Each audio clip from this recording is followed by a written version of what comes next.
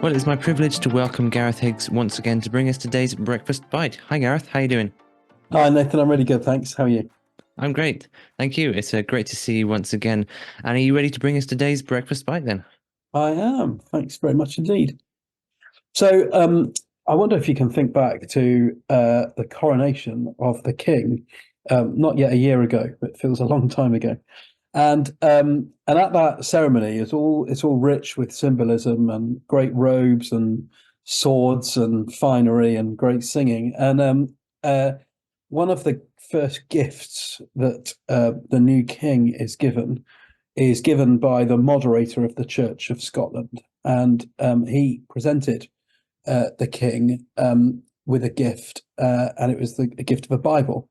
And as he gave that to the king, he said these words, and these words have been used in coronations going back for hundreds of years. He said this: "Sir, to keep you ever mindful of the law and the gospel of God as the rule for the whole life and government of Christian princes, receive this book, the most valuable thing that this world has to offer. Here is wisdom. This is the royal law.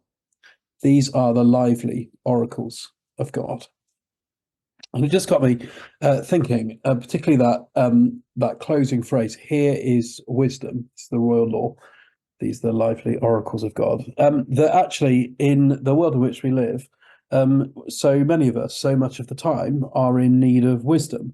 Whether that might be everyday things as to kind of how to respond to the children, or maybe we're at a crossroads thinking, what job do I take, or more kind of value-based things. How do I think on certain issues? We're in a world that has got lots of knowledge and lots of information, but often it feels can have very little wisdom. In fact, when you meet somebody and you feel that they're wise, it often really stands out. Certainly to me, it feels really apparent. And perhaps that shows how rare a quality wisdom is. But actually, God is full of wisdom, and He has revealed much of His wisdom in that great book that was given to the King on his coronation, and that is the Bible. And as a church leader for nearly 20 years, on and off, I've spent a lot of my time trying to convince people to engage with the Bible. And sometimes that's been an easy task, and sometimes that's been more of a challenging task.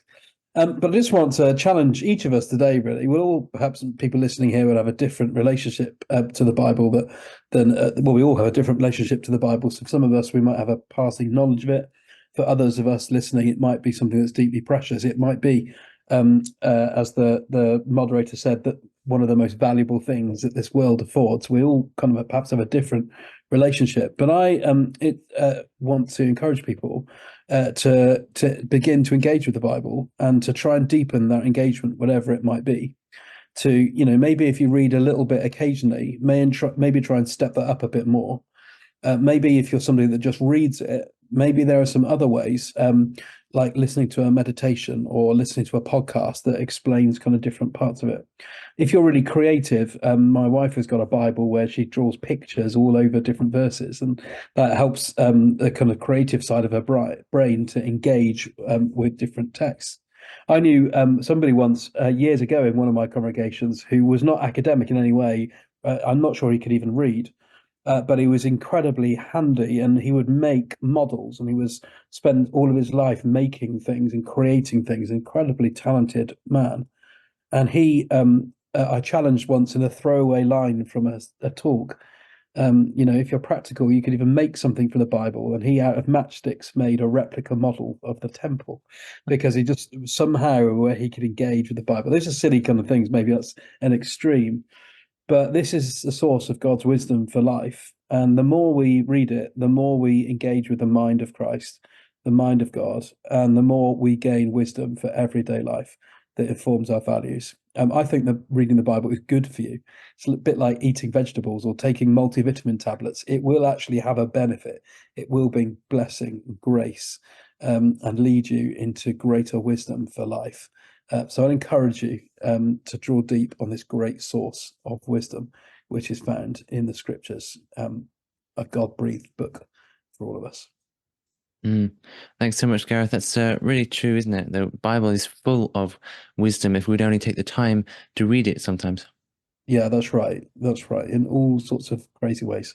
Yeah. I mean, I think it says somewhere in Timothy that all of Scripture is sort of applicable, as useful for teaching and training in righteousness. Indeed, yeah, that was very much that passage was very much in my mind as I was sharing this today. Yeah, very much so. And so the Bible is not only is it God breathed, but it's useful. That's the kind of key bit of that verse. Yeah. It has a use. It does stuff. It makes a difference. It's not just some abstract, dormant, dusty thing. Yeah, I think a lot of us perhaps think that it's not very relevant nowadays or it doesn't really Mm. apply to our lives, but it still remains the best-selling book ever, doesn't it? Yeah, indeed. And I think the Bible speaks to every aspect of the human condition. Yeah, It speaks to, morality. It speaks to kind of nation building. It speaks to conflict and anger and murder and adultery and all, that somebody did a campaign years ago, about 10, 15 years ago, I think it was the Bible Society, where they took scenes out of EastEnders and stuck them on buses in Manchester. And they basically were just trying to show that the Bible, that those scenes of that they depicted in EastEnders were straight out of the narrative of the Bible. That the Bible's as relevant to modern life. It depicts modern life as accurately as it ever has done. yeah, absolutely. Because, I think Christianity, it doesn't become irrelevant. And the Bible, like you say, I love that the king is given a Bible during the Mm. coronation. It just shows how valuable that precious book is. Yeah, that's right. I agree. Thank you so much, Gareth, and hope we'll all be able to think about this and consider it as we go about our day. I'll see you next week. You will do. Take care.